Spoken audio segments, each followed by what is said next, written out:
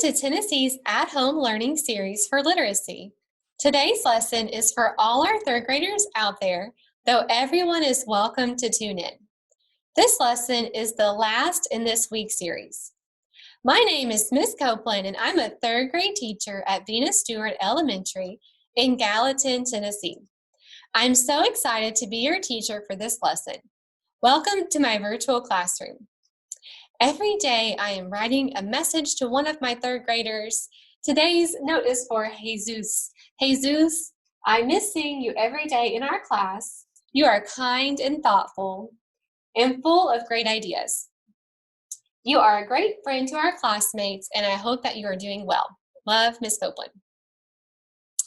If you didn't see our previous lessons, you can find them on tn.gov/education. You can still tune in to today's lesson if you haven't seen our others, but it might be more fun if you first go back and watch our other lessons, since today we will be talking about things we learned previously. Today we will be learning about using key details to understand the author's message. Before we get started, to participate fully in our lesson today, you will need the student packet for ELA Grade 3 Lesson 20, which can be found at the tn.gov website, 3 pieces of paper, a pencil, and a surface to write on. Okay, let's begin. Being a good reader, I took time to reflect and wonder about my new information from the last lesson. I wondered how we could possibly share water around the globe and have the same water supply for thousands and thousands of years. Does that sound gross to you? It does to me. I would be very interested to learn how the water becomes clean again. A little research will help me understand the cleaning process. That research will be for another day. For now, our jumping off point will be reflecting on our previous lesson. Our time together was spent on learning new vocabulary in preparation for today's lesson. Please prepare for our review by gathering your vocabulary organizer. I'll pause here. The directions were to complete the graphic organizer and use your note catcher to do so, say each word out loud, draw a picture, write a complete sentence, and spell the vocabulary words correctly. Did you have fun adding details to your illustrations? I can't wait to see your pictures and the sentences for each word. Your work may look something like this example. Let's look together. Recycle. One of my students drew a globe with arrows to show how water is reused over and over. Her sentence was, much like I recycle plastic products at my home, the earth recycles its water. We have recycled the same water for hundreds and thousands of years. Quench. One of my listeners drew a boy quenching his thirst by drinking water. His sentence was, even though our water cycles through the ground in the atmosphere, I drink clean, fresh water to quench my thirst. Cycle or water cycle. One student drew a colorful picture of the water cycle and added a picture arrows showing a cycle. Her complete sentence to provide information was, when I see a drawing of the water cycle, it helps me understand how all water is connected from one source called the global well. Evaporate. Take a look at this budding artist's drawing of evaporation. It includes the sun and liquid evaporating. Check out this excellent sentence. The process of evaporation, part of the water cycle, explains how a puddle is in the street and disappears shortly after the sun comes out. Water vapor. This creative student drew a teapot to show water vapor. Look at that steam. His sentence was, "The process of water changing form into water vapor is much like when the teapot screams and spits steam on my stove." Condensation. One of your third grade classmates drew a picture of a glass with condensation droplets on the outside. Your classmate wrote this sentence: "On a hot summer day, my icy glass of lemonade becomes wet with condensation." And precipitation. This third grade friend drew 3 kinds of precipitation. He drew rain, snow, and hail. His sentence gave so much information. It was, "When the clouds get too heavy with water droplets, they burst and the precipitation falls to earth." Depending on the air temperature and conditions, precipitation could be rain, sleet, or hail. In this lesson, we will closely read our text, One Well, the Story of Water on Earth, and specifically the chapter titled Recycling Water in the Well. Our goal is to understand the text and add the learning from the first 4 lessons.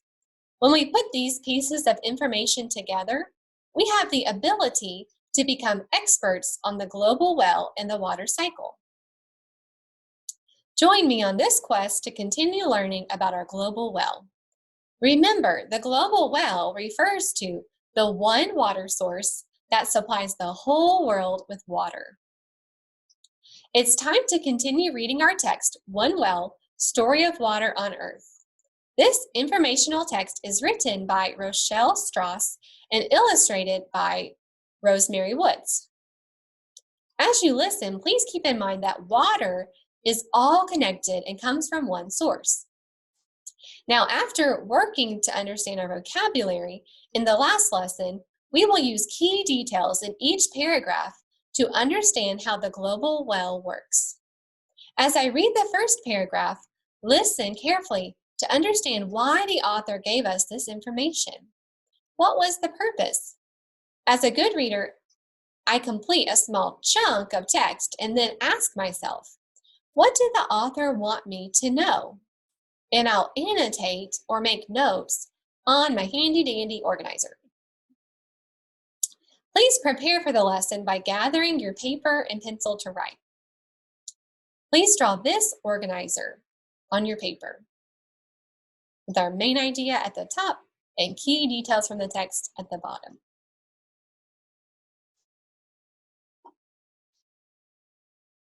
Awesome, here we go. I'm going to start reading our text. The water you drank today may have rained down on the Amazon rainforest 5 years ago.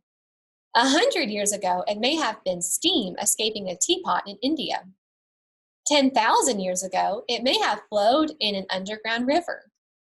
100,000 years ago, it may have been frozen solid in a glacier. And 100 million years ago, it may have quenched the thirst of a dinosaur. I'll invite you into my brain as I think through identifying the key details and answering the question, what did the author want me to know? First, I noticed how strong the first sentence was. The thought of drinking 5-year-old water that may have fallen in the dirty rainforest with bugs, snakes, and monkeys is gross. I don't think this is the normal way to start a paragraph. This sentence sure caught my attention quickly. As the sentences continued, I noticed the author continued to go back in time, back to 100 million years ago. And she took us on a journey all over the world. She mentioned the rainforest, India, underground, on a glacier, and to the land of the dinosaurs. If that wasn't crafty enough, I also noticed the One Well author introduced her chapter by mentioning many forms of water she had explained in her previous chapter. Some of these forms and locations of water included rain, steam, underground water, and glaciers. What a skilled and crafty author! Interesting how this author used her skills to pack so much information in one paragraph. But back to my question. What did the author want me to know? In a powerful opening, this author wanted me to understand the concept of our world having the same water from the beginning of Earth. We have used and reused the same water since Earth began. Let's stop here and add to our graphic organizer to collect our thoughts. Let's add this detail. We have used and reused the same water since Earth began.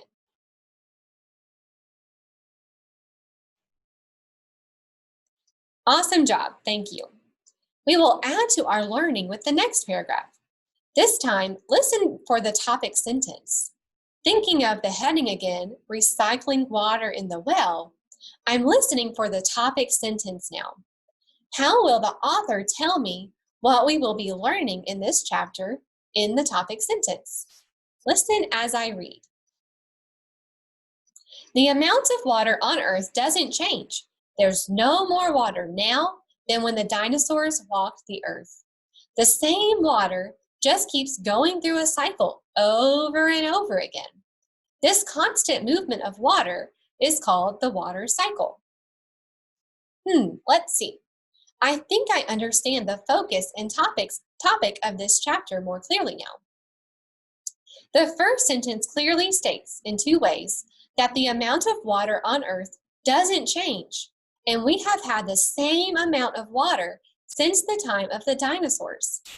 Thinking back to the chapter title, Recycling Water in the Well, and my vocabulary word, recycle, I know I've got it.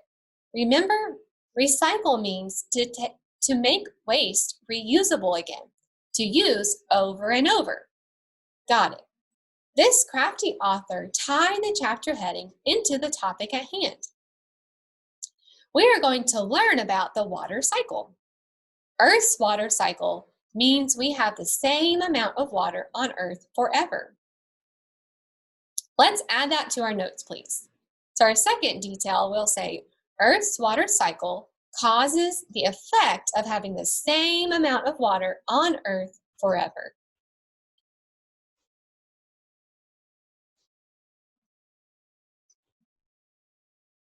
Keeping the topic of the water cycle in mind, I'll read the next paragraph.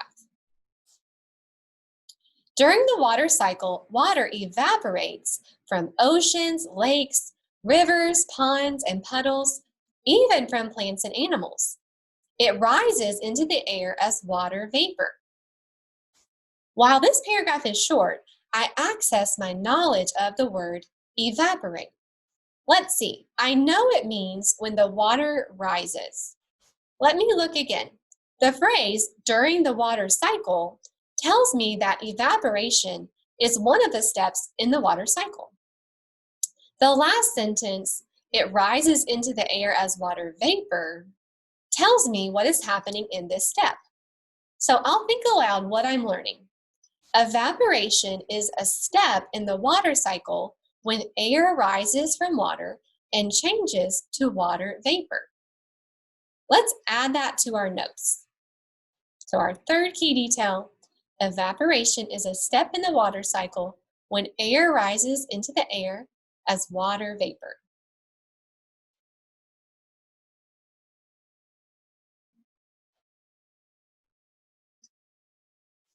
My job was to share my thinking when gathering key details. Now it's your turn to find more key details.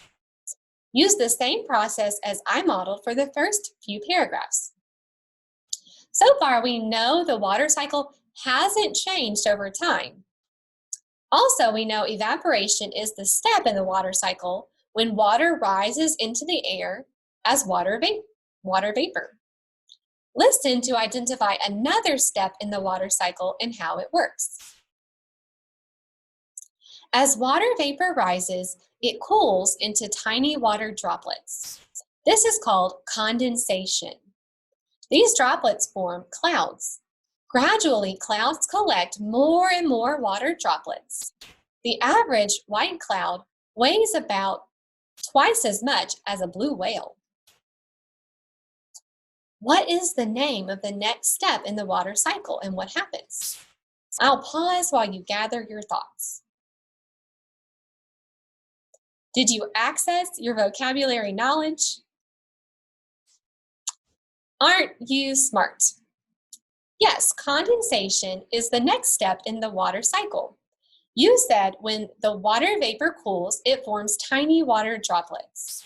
The formation of water droplets from cooling vapor is condensation. You explained this process well. My goodness, did you know a cloud weighed so much? You're right. Let's add this note to our organizer. I'll read the next paragraph. When water droplets get too heavy, they fall from the clouds in the form of hail, snow, or rain. This precipitation returns to oceans, lakes, and rivers. It also seeps in the soil and down into the groundwater. Year after year, water continuously circulates through the water cycle. What is the name of the step in the water cycle and what happens? I'll pause while you gather your thoughts. Did you access your vocabulary knowledge? It seems we were correct earlier in saying the author would provide information on the water cycle. For this last step, I heard correctly that precipitation is the step in the water cycle where water droplets fall from the sky as rain, sleet, or snow. The text also told me how the water runs off and even goes into groundwater. I'll pause while you add this note to your organizer. Now for the challenge. Please reflect on your notes and identify the main idea of this chapter. What did the author want you to know? I'll give you a moment to write that sentence in your main idea box.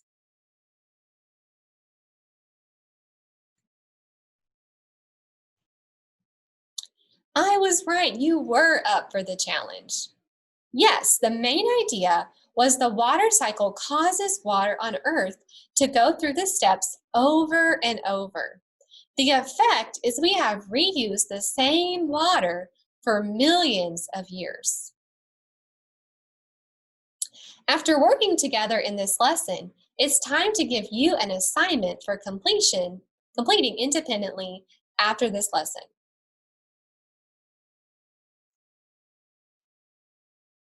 Listen to these facts the author added at the end of her text. As you listen, your job is to form an opinion of why the author added these facts. What did she want us to know? How thirsty is a tree? On a summer's day, an average-sized birch tree can draw about 300 liters or 980 US gallons of water from the soil. That's almost enough water to fill 2 large bathtubs. Many plants depend on water to disperse their seeds. A coconut, the seed of a palm tree, can spend weeks, months, or even years drifting in the ocean before reaching land and sprouting. The plants you eat are mostly water. Tomatoes are about 95% water. Apples are about 85% water. Seeds are among the driest foods. They contain only 5 to 10% water. Did you find those facts interesting? I sure did. You will need a sheet of paper, a pencil, and a surface to write on. Here are your directions. Please be sure to write them down. Your assignment is to write an opinion essay. For opinion essay support, please return to the 3rd grade unit on The Tale of Peter Rabbit, found on PBS's Tennessee's At-Home Learning Series. The prompt is, in your opinion, why did the author, Rochelle Strauss, add facts at the conclusion of the text? In your essay, be sure to include an introduction to your topic, a clearly stated opinion with supporting reasons, an organizational structure that lists supporting reasons, linking words and phrases, an effective concluding statement, and proper sentence structure and grammar. I'll stop here and give you time to write down your assignment. I'll read one more time. In your opinion, why did the author Rochelle Strauss add facts at the conclusion of the text? In your essay, be sure to include an introduction to your topic, a clearly stated opinion with supporting reasons, an organizational structure that lists supporting reasons, linking words and phrases, an effective concluding statement, and proper sentence structure and grammar. I've enjoyed working with you today. Thank you for inviting me into your home as we study the global well, where water is found on Earth, and the water cycle. I look forward to seeing you in our next lesson in Tennessee's At Home Learning series. Bye!